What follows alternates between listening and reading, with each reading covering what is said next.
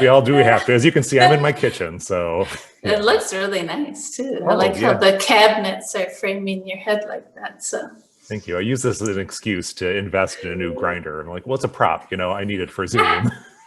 Anyway, yeah. So the new book. Yeah. Thanks for taking some time to talk about it. In thinking about this book, I went back and I revisited an interview that you did with The Guardian about a year ago, back when it seemed like you might have a normal album release cycle.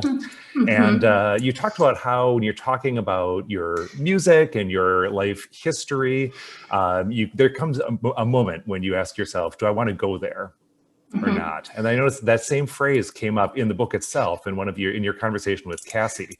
You said, Interesting. I don't know if I can go there. Yeah, so I was wondering if you wanted to reflect or comment on that concept of sort of going there and what it means to have, in a sense, gone there in this book.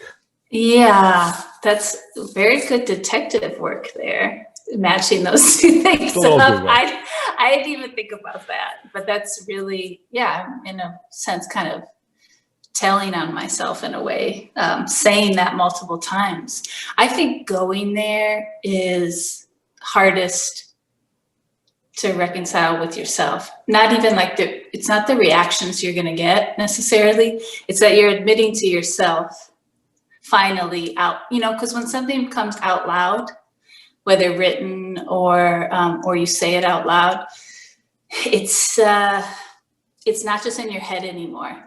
It's, you're putting oxygen to it, which is a completely different thing than keeping it in some internal space. So I did go there with this book.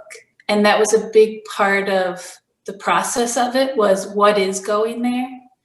And when going there means that you have to talk about other people, how fair is it to include other people in telling your story, especially when you have a platform that they don't have access to, whether or not how bad they were to you, someone has killed your mother, okay, and you're going to tell this story now in a book.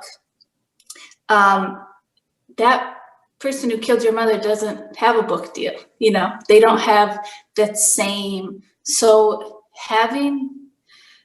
going there was really grew my empathy, huge, which was really healing for me, and made me realize that I think that there being sometimes not everything, going there with everything is actually more healing than putting oxygen to every single detail. Interesting. Because I think that, like if you're trying to do a caring act to yourself without thinking about others, there's something there that the healing is temporary, I think. I think it's, it doesn't last that long, unless you are then going to go another step after you kind of do that and turn your gaze, try to put your gaze into the people that are opposite of you in whatever story you're telling or situation, Yeah, so it sounds like that thinking informed the length of this book, which is pretty short by book standards. It comes up in the book. You kind of, your publisher said, is how is this length, as a book? Yeah, I mean, I length it. That was ended up becoming a big joke with me and my friend Cassie that edited the book with me, because, and it kind of came up from reading Hélène Cézanne. I don't know, she's a French kind of theorist. She's talks a lot about language, like Derrida is obsessed with her. She's really amazing. And I read this thing of hers where she wrote this thing kind of about like, you got to free the book. Like the book doesn't need to be in a sans serif font. The book doesn't need to be X amount of pages long with an introduction by some academic. It doesn't, like all these things that we put onto book, that means this is book and this is it. So that really resonated with me with, I grew up making zines, which are my favorite books, kind of are zines. So I read a lot, and I'm able to because my job means that I make my own hours, so I have a lot of free time.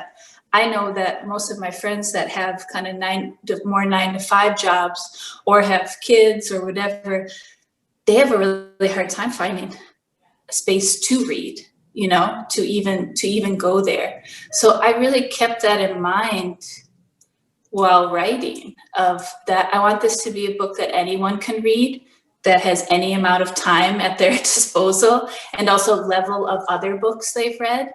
It can be hard sometimes when a book maybe does have something for you in it, but you can't get to it because you haven't read all of these other books that like you need to read in order to understand this one. So it is short. It's a joke that it's short, but it's also the length that it was supposed to be and that it presented itself at. I did try to add stuff, and it wasn't right. I was adding it because I was worried what people were going to think. I'm going to get some review or something that's going to say, this isn't a book. This is this is a zine, or this is a whatever. And so I just kind of, reading Helene Sazo and also Tilly Olson, who is an amazing woman who wrote a lot about how women censor themselves because they're, we're often writing within the context that was created by an academia that's pretty male.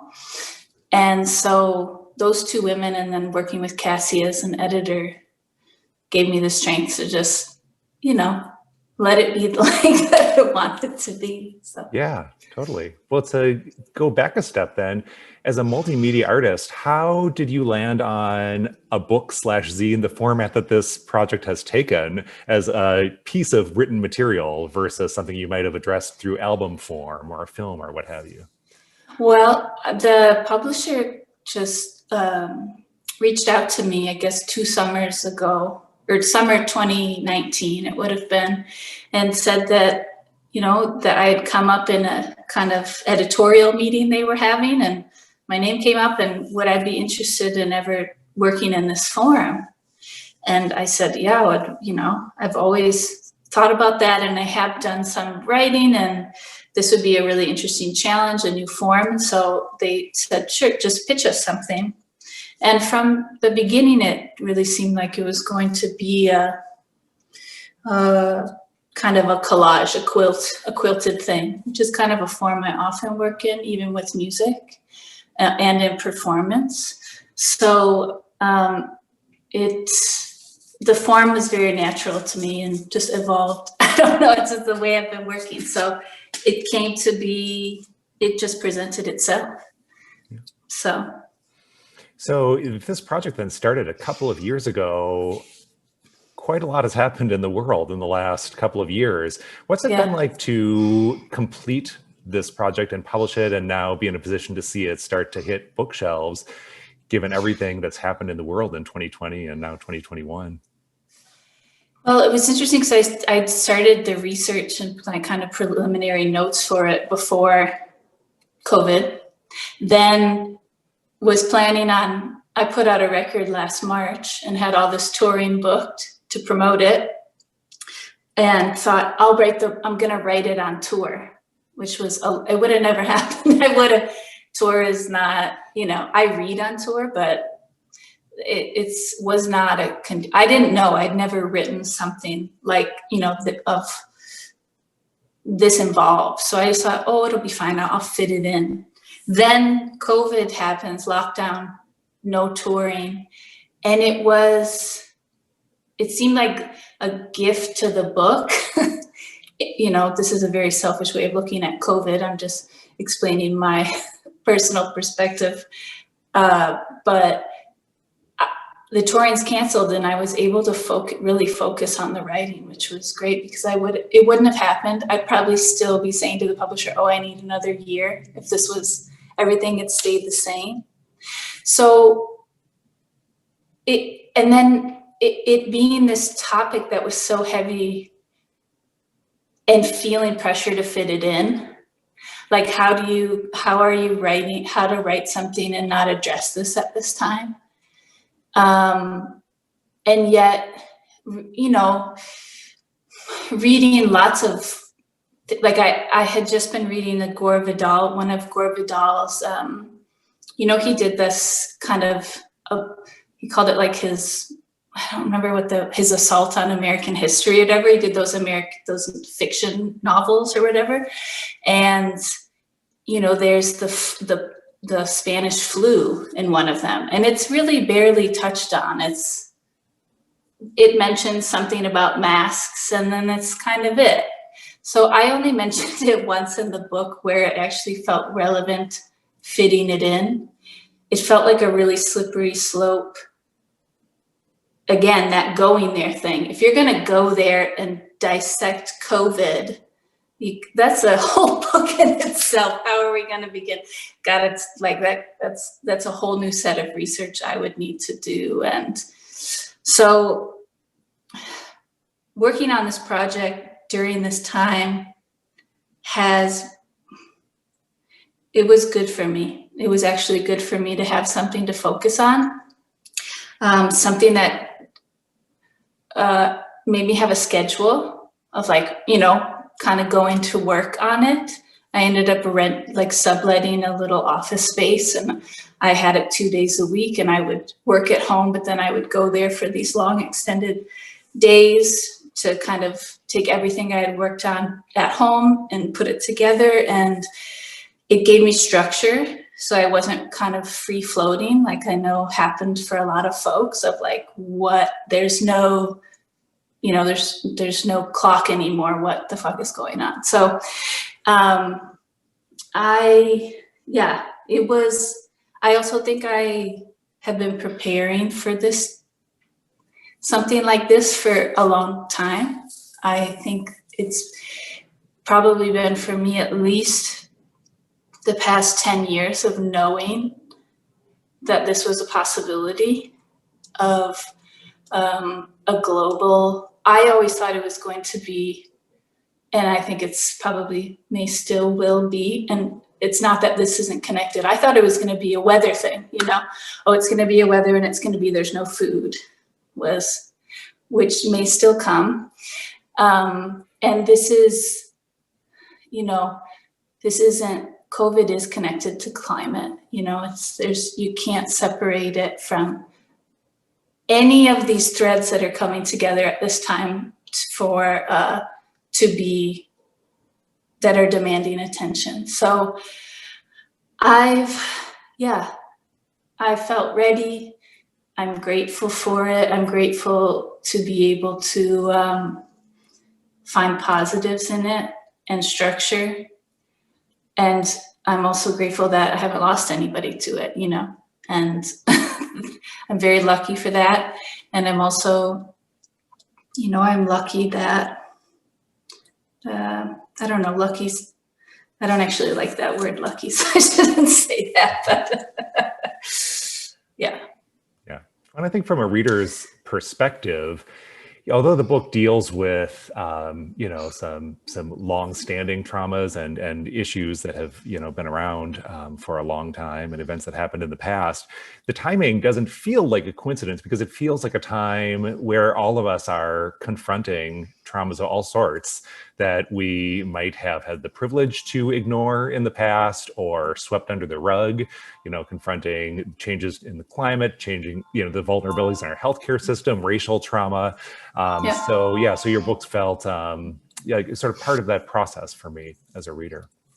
That's great. I'm glad that felt that way. Yeah.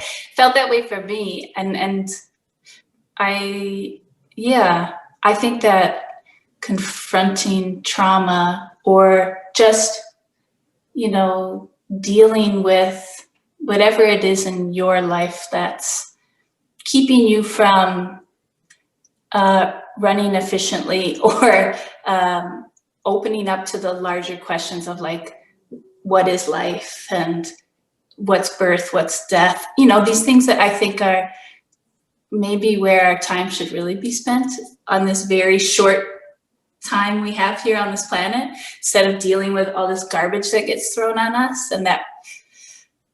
But I've really found that, yeah, what goes hand in hand with sorting through your trauma is sorting through what you've done to others at the same time. Again, that it takes two to tango, that's like the corniest thing. But honestly, when I started, working on this book, I had to admit a lot of things about myself that were not very flattering. And I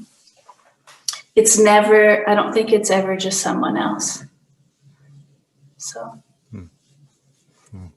Well, we are a music station, so I've got to ask about music.